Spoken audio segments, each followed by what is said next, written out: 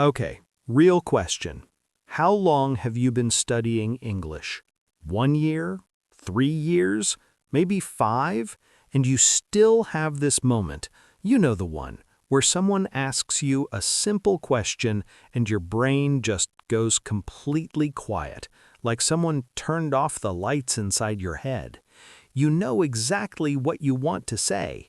In your language, you can say it beautifully, but in English, nothing comes out, just silence. And then you smile and say yes, even though the question was, "What time is it?" Yeah, me too. And today, Anna and I are going to talk about why that happens, and more importantly, why it is not your fault. And no, the answer is not study more grammar. Stay with us. Welcome back, everyone, to Fluento, Everyday English for Real Life. I'm Anna, and as always, I am here with my co-host, David. Hello, David. Hello, Anna, and hello to everyone watching. If this is your first time here, welcome. This channel is for real people learning English in the real world, not for perfect grammar tests, for real conversations. And today's topic is, honestly, it's the one I wish someone had told me years ago. Yes, today we are talking about something that almost every intermediate learner experiences and very few teachers explain. That feeling of being stuck, of studying and still not feeling fluent, of knowing a lot of English but not being able to use it when it matters. Which, by the way, is a very specific kind of frustration, because when you're a complete beginner, you know you have a long way to go. That's okay. But when you are intermediate, you feel like you should be better by now, and that feeling is really heavy. Such a good word, heavy.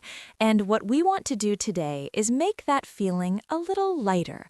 We have 5 truths, 5 things that most people don't know about how English actually gets into your head. And once you understand them, I promise, everything starts to feel a little different. Okay, but first, Anna, quick question. Before you became fluent in English, did you ever have that moment, the lights turning off moment I described at the beginning? Oh, absolutely. My favorite one, and I say favorite because now I can laugh about it, was at a job interview in English. The interviewer asked me, "Can you describe yourself in 3 words?" And I had prepared for this. I had 3 perfect words ready. And when she asked, I forgot all 3 of them. Every single one. Gone. Oh no, what did you say? I said, good. 1 word, not 3, just good. And guess what? I got the job. Wait, really? Really. And that is actually connected to the very first truth we want to share today. Are you ready? Ready, let's go. Truth number 1, and this one might surprise you. Most intermediate learners are waiting. They think, when my English is better, I will start speaking more. When I know more vocabulary, I will feel comfortable. When I stop making mistakes, then I will be ready. Does that sound familiar? That's exactly what I said to myself for 2 years, honestly. Every time someone invited me to speak English, I thought, not yet, I need a little more time. And here's the problem with that way of thinking. The waiting never ends, because fluency does not arrive before speaking. It arrives through speaking. The speaking is not the destination, it is the road. Oh, I like that. Say that again, slowly. Fluency is not the destination. Speaking is the road to fluency. You have to be on the road to arrive at the destination. And right now, today, with the English you have, you can already be on that road. You do not need more grammar points. You need more kilometers. Kilometers. So like practice, real practice. Not studying, but actually using it. Exactly. Think about it this way. Imagine you want to learn to swim. You read 5 books about swimming, you learn the theory, you understand how arms and legs should move. Then you jump in the water and you still cannot swim. Because swimming is something your body learns by doing, not your brain by reading. English speaking is the same. At a certain point, your brain already knows enough. Your mouth just needs the kilometers. And that is why you got the job, right? Because even when your brain forgot the words, you were still in the water. You were still swimming. Badly, maybe, but swimming. Exactly. One word is still a word. One imperfect sentence is still communication. The person in front of you is not grading you. They're just trying to understand you. And most of the time, you are more understandable than you think you are. Okay, truth two. And I'm guessing this one is about mistakes, because I feel like I make a lot of those. Yes, and David, that's actually a good sign. Seriously. Let me ask you something. When you were a child, any language, did you ever make mistakes while learning to talk? Of course. My mom loves to tell people that I called all animals dog until I was 3. Every animal, cats, birds, the neighbor's horse, all dogs. Perfect. And did your parents stop you from talking? Did they say, "No, David, no more words for you. Too many mistakes"? No, they just corrected me, I think, slowly, patiently. Exactly. And now you speak your native language beautifully. Not because you avoided mistakes, because you made thousands and thousands of them, and each one taught your brain something new. The same process works in English. Every wrong word, every confused sentence, every moment of, wait, that was wrong, that is your brain updating its map of the language. That is literally how learning works. But it feels so embarrassing. Like when I said, I am very boring to a group of people at a party, and I meant, I am very bored, and everyone looked at me a little strangely. Ah, the classic one, boring versus bored. And let me ask you, David, did you ever make that mistake again? Never, not once. It is permanently in my brain now. The embarrassment fixed it forever. There you go. That is the secret. Embarrassing mistakes are the ones that stick. If you had simply read bored versus boring in a textbook, you would have forgotten it by the next day. But because it happened to you in a real moment with real emotion, it is in your memory permanently. Emotion is the fastest teacher. So we should try to make more mistakes? We should try to be less afraid of them. Think of each mistake not as a failure, but as a free lesson, the best kind, real, personal, unforgettable. People who make many mistakes in English are not bad students. They are brave students, and brave students always go further. Truth 3. And this one, I'm very curious about this one, because I still translate everything in my head.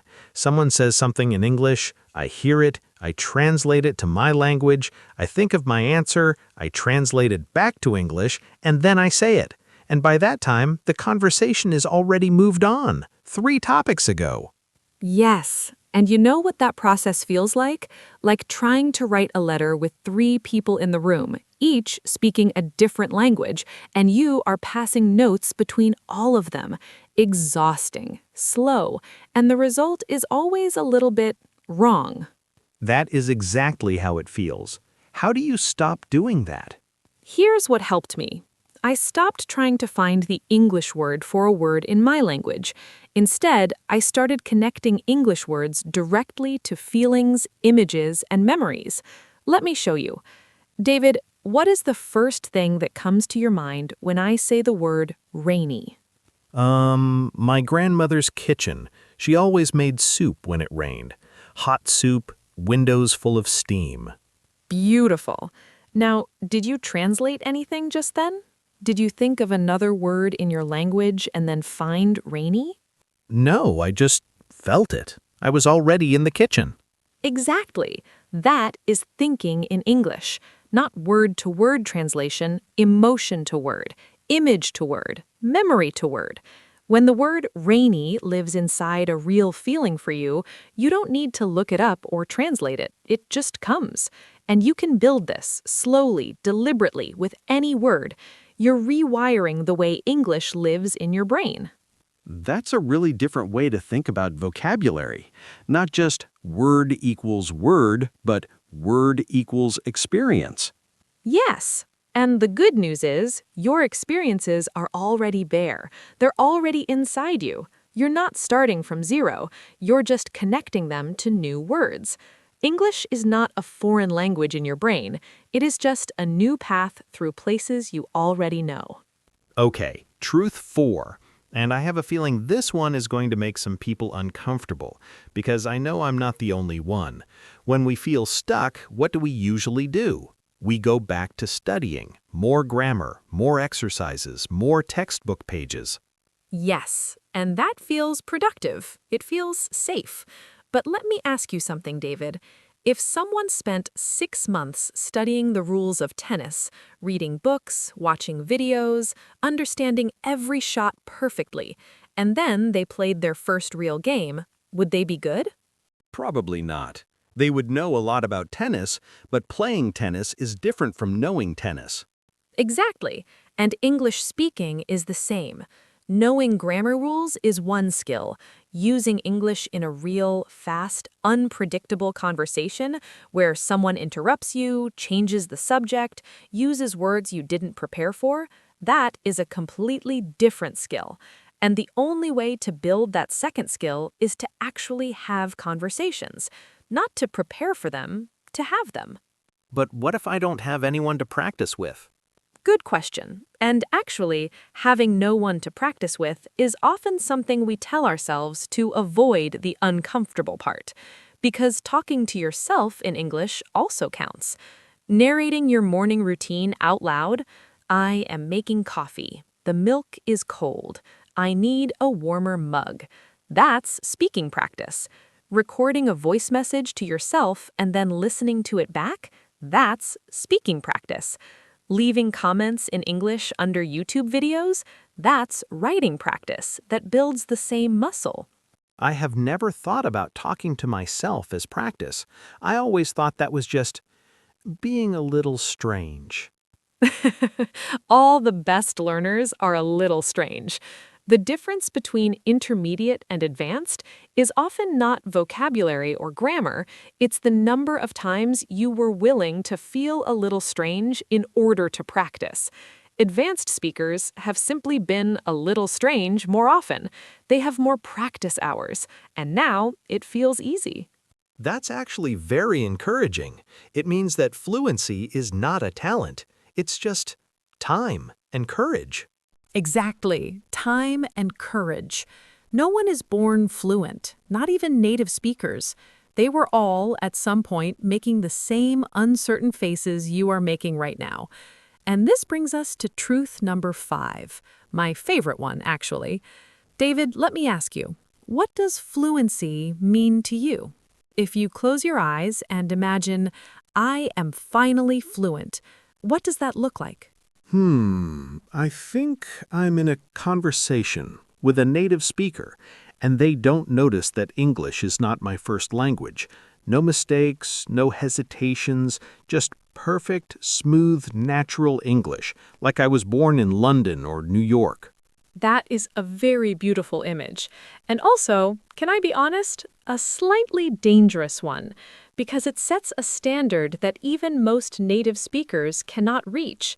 Native speakers say, and like, and actually no, wait, and sorry, what was I saying? All the time. They use the wrong word sometimes, they speak too fast and have to repeat themselves. Nobody speaks perfect, smooth, natural English, not even the people from London and New York. Huh, I never thought of it that way. So my target is something that doesn't really exist? When we define fluency as sounding like a native speaker with no mistakes, yes, that target is not real. But there is a better target, and it is available to you right now at your current level. And the target is this: connection. Connection? Connection. A moment when two people, you and someone else, genuinely understand each other in English. When something real passes between you. Maybe it was a joke that made both of you laugh. Maybe it was a question that the other person answered honestly. Maybe someone said, Oh, yes, I know exactly what you mean. That moment of being understood, that is what language is for. And you can have that today with the English you have right now. So instead of thinking, was that fluent enough? I should be thinking, did we connect? Exactly. Because here's the beautiful thing about that shift. When you stop measuring every conversation against an impossible standard, you start noticing all the things that are already going right. The tourist you helped find the cafe, the email that got a warm reply, the colleague who laughed at your joke. Those are connections. Those are wins. And every win gives you energy to keep going, which is exactly what fluency actually needs. I think I've been keeping score of my English using the wrong numbers, counting mistakes instead of connections. Yes, and when you change what you count, everything looks different. You are probably much further along than you think. You just need to look at the right things. Okay, so let me try to put all 5 of these together. Number 1, stop waiting to be ready. Get in the water now with the English you have. Number 2, mistakes are not failures. They are free lessons. The brave learner makes more, not fewer. Number 3, build feelings, not just words. Connect English to your real experiences and memories. Number 4, more talking, less studying. Your grammar knowledge is already enough to start. It is the practice hours that are missing. And number 5, stop chasing the idea of fluency and start celebrating real moments of connection instead. Perfect. That was beautiful, David. And honestly, the fact that you can summarize like that, clearly, in English, in front of a camera, is already one of those connections we were talking about. Don't make me emotional. I want to say one more thing to anyone watching right now who feels discouraged. Learning a language at this level, the intermediate level, is genuinely one of the hardest parts of the whole journey. It is not that the beginning was easy, but at the beginning, every day you learn 10 new words, and you feel it. You feel the progress. At the intermediate level, the progress is slower and quieter, but it is happening. It is happening in your brain every single time you listen, every time you try, every time you make a mistake and notice it. The silence is not emptiness. It is growth you cannot hear yet. I want to write that down. The silence is not emptiness. It is growth you cannot hear yet. That's going on my wall. Please do, and share it if it helps you, because I promise someone else watching right now needs to hear that too. Before we go, we have a little challenge for you, and it's very simple. Today, not tomorrow, not next week, today, find one place where you can use your English. It doesn't have to be big. Write a comment under this video in English. Send one sentence to a friend. Narrate what you're making for dinner. Leave a review on a restaurant in English. One small thing, 1 kilometer on the road. Do it today. And when you do, tell us about it. We read every comment on this channel. Seriously, we do. Tell us what you tried, tell us what happened, tell us if you connected with someone. We would genuinely love to know. And if you found this video helpful, please share it with one person you know who is learning English. One person, because you know what feeling stuck feels like, and maybe this video is exactly what they need today. Also, we have new episodes every day here on Fluento. If you haven't subscribed yet, now is a great time. Click the button. You won't miss anything. And every new episode is another kilometer on your road. I love how everything came back to kilometers today. I am very consistent. Thank you so much for watching, everyone. You chose to spend time with your English today, and that is never wasted. Take care of yourselves. Bye, everyone. See you tomorrow, and go collect some kilometers.